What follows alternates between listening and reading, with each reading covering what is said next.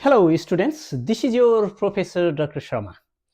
In this pre-lecture video, I am going to discuss about the uncertainties in physics measurement.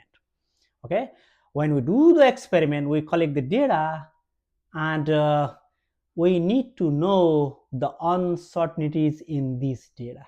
Okay, so this is a fundamental topic basically that underpins everything we do in experimental science, not only for the physics. Okay, maybe chemistry, maybe medicine, any kind of experimental science related to the data. So whether you are working in a physics lab, engineering project, or even in medical diagnostic, okay, understanding the uncertainty help us interpret result more meaningful way. Okay, that's why beginning of this semester we are talking about that. So basically what are uncertainties? Okay, can you think about that? Uncertainties are kind of error. Okay, we can say that, let's say uh, in physics, basically no measurements is ever perfectly exact. We need to realize these things. We need to realize this thing first of all. So there is always some degree of doubt, or you can say the variation in experimental data. So whether it is due to the limitation in our instrument, or the environment, or the human errors. Okay, so that's what we call really we call that uncertainty, and that means the range within which the true value is expected to be. Let me give simple example. For example, you are measuring the diameter of a pipe. So you have a pipe, right? You have a pipe and you are measuring the diameter of this pipe. Okay, you are measuring the diameter of the pipe. Suppose you use the vernier caliper and you measure the diameter of that pipe is suppose 10 centimeter. Okay, so you know that in vernier caliper you have, the smallest scale division is I think 0.01 millimeter, right? It is more precise than the ruler we discussed in my previous videos, right? So you can see here it has, that means 1 over 10th millimeter, right? 1 over 10th millimeter precision you can get through the vernier caliper. That is 0.1 millimeter. That is equal to 0.01 centimeter. That means 0.001 meter. That means you can say here, even if you read correctly, measure correctly, because the smallest marking of the vernier caliper is 0.1 millimeter, so you have always the uncertainty of 0.01 centimeter. So your results must lie between 10 plus 0.01 centimeter or 10 minus 0.01 centimeter. So within this range your answer must lie. Okay, so that is very important thing. Suppose you measure the length of the table, right? That's the pretty straightforward idea. Suppose the length of your table, let's say the 2 meters. Okay, length of the table is 2 meters. You measure that by using the meter scale. Okay, so you know the ruler that has a millimeter marking. So in the ruler you have a ruler here, so the smallest scale division is 1 millimeter here, right? So in 1 millimeter precision, so you have the uncertainty. Suppose you measure the 2 millimeter, so maybe you have here 0.01 meter. You can say that 0.01 meter or 0.0, yeah. So in 1 millimeter is equal to 0.1 centimeter, which is equal to 0.01 meter. So if you measure the length of the table and you measure exactly 2 meter, but there is always uncertainty because the smallest marking of your ruler is 1 millimeter. So that's why your answer may be 2 meter plus minus 0.01 meter. So answer should lies between this range. The range must be 2 plus 0.01 to 2 minus 0.01. This range you will see accurate value.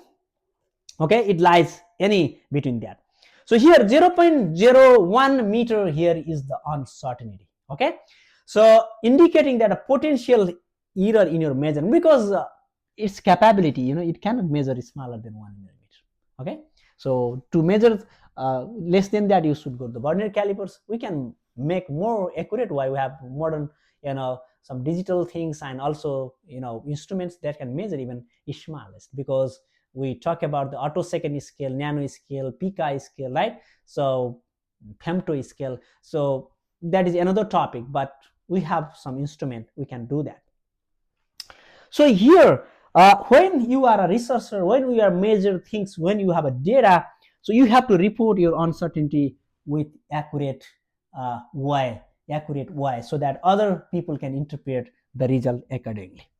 So another thing I wanted to discuss here, the percentage uncertainty. Okay, what is the percent uncertainty? That is another important topic.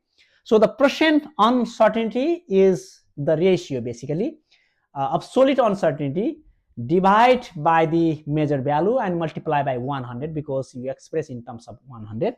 So in this table, for example, 2 meter table or whatever you can say that, suppose you have 2 meter table and you have uncertainty 0.5 meter, let's say. Okay, so what is the uncertainty percentage here is 0.5, and you measure 2 and multiply by 100%. So you will get around how much percentage you have? That is 50, right? That is 2.5%. So it's huge, right? This high uncertainty is huge. So we expect around 1% or less than 1%. That is most accurate one, most good one. Okay, so in our lab, basically some of our weighing machines, they can measure around 0. The smallest mass they can measure is 0. We can say that 0.1 gram. Suppose you take a mass, and from that object's mass you see, suppose 20 gram you measure, but it is not exactly 20 gram. There is an uncertainty of 0.1. So 20 plus minus 0.1 gram is the, that is the total result, the exact result. So it lies between 20 plus 0.1 or 20 minus 0.1 range. So your answer, would be like that way. So what is uncertainty here. Now, what causes uncertainty? Because of the errors. There are two kind of error we need to be aware about. Okay, one is the random error. Let me write down here the random errors, and another is the systematic error. Okay, systematic errors. So what do you mean by random error, and what do you mean by systematic error? That is very important thing. I talk with many researchers who took the different experiment, but and when they have a data, they need to be familiar with the source of the errors. The uncertainties arises in your data. So in random error, basically the random errors are also called the error due to chance. Okay, errors due to chance are called the random error. And random error is spread out in different directions. They are not predictable. Okay, they are not predictable. They are unpredictable variation. So you take a measurement right now, you take a length. Suppose you have a length of a rod, maybe 2 meter. If you measure after next time, you can get 1.9 meter. Another time you might get a 2.1 meter. So it can spread out in any direction. So that is unpredictable. That is not moving in one direction. It is spread out. This is happening because of the small or uncontrollable factors like vibration. We take, the measurement, but the measurement, the instrument is vibrating, or the setup is vibrating, or maybe the temperature change. We take the pressure is really controlled by the the humidity or the temperature level. If they changes, then you will have not the accurate one. Or the human reaction time, that is important thing, you need to know that. For example, if you are using a stopwatch to time a pendulum swing, right? So we'll have a lab so about a simple pendulum. So pendulum swings back and forth, and you are finding the time period to complete a cycle, one cycle by this simple pendulum. So you use this stopwatch. So your reaction time might vary slightly each time you start or stop the watch. The variation cause we call the random error. Okay, so the random errors are arises because the way the measurement is read. Okay, that do not cause the same error every time. Okay, so for example, I can give you another example. Suppose you are measuring a length of an object. Suppose the object is this, okay, and this is the meter scale. Suppose this is the 1 centimeter, 2 centimeter, 3 centimeter, 4 centimeter, right? Suppose you have an object whose length is like this much height. So if anyone is measuring that, so anyone can interpret this is like a 1.5, this looks like 1.6. So you pick that 1.6 centimeter. But next time if you see that, no, it looks like it is 5.5 centimeter. Next time you can say that 1.5 centimeter, 1.7 centimeter. So it looks like, because there is no other scale in between, and you can predict here. So sometimes it looks like 1.6, sometimes 1.55, 1.7. So you see here the error. You can see here it is unpredictable. So it is 1.6, now it decrease, now increase. There is no guarantee here. So it is spreading out. So that kind of error happens because of how we read the measurement. Okay, that kind of error, can be minimized. How we can minimize such kind of error in the lab? Because we take the multiple measurement, right? First of all, you measure it, you got 1.6. Another time you measure it 1.5, 1.7. What you have to do to minimize that one? You have to repeat.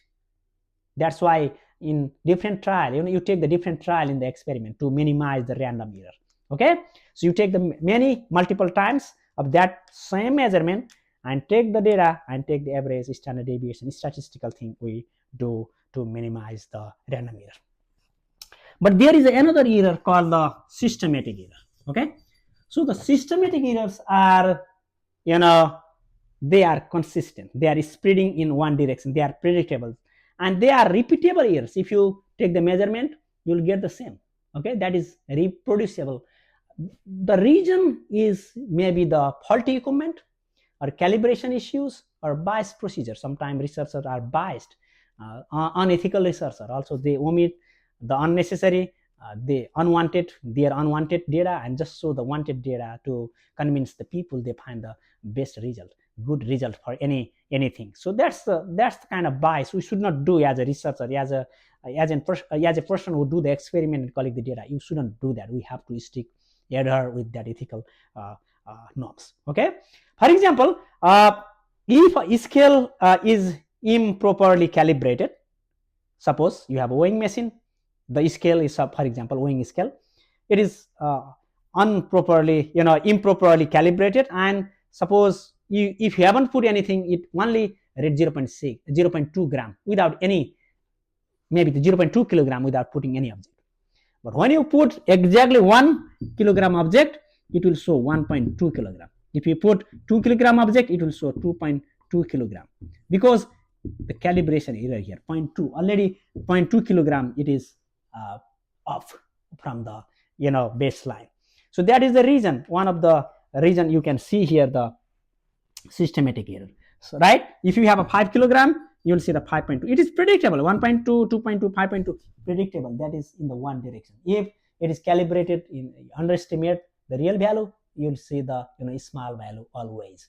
Okay, so it is predictable. So systematic error cannot be reduced by using statistical way, cannot be doing it by averaging like the random error.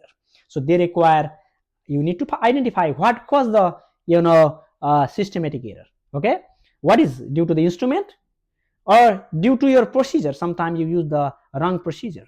Okay, dishonest behavior by the researcher, maybe. What's the reason? You have to find out that. You have to work on that. Maybe the human bias, sometime calibration problem. We have to address that kind of things. Okay, these are the important thing before you begin the lab, before you collect the data. So you need to be familiar with the uncertainties, and you have to report these uncertainties in accurate way, so that when other people interpret your results or data, they will have the sense. So that is the most important thing we discuss. So next time I will be talking about the accuracy and precision. That is very important thing in working with the experimental data. And also I'll be talking about the propagation of the error or uncertainties will propagate. Okay, because suppose we have two rods, we want to add their length, but each length has their uncertainties. So how to multiply these uncertainties, how to divide these uncertainties. So we will be discussing about that. I think that is very important, not only for the physicist, but also anyone who are working with the experimental data or any kind of data. So you have to be very careful about this concept. So that's for today. So next video will be precision and accuracy and the propagation of error. See you then.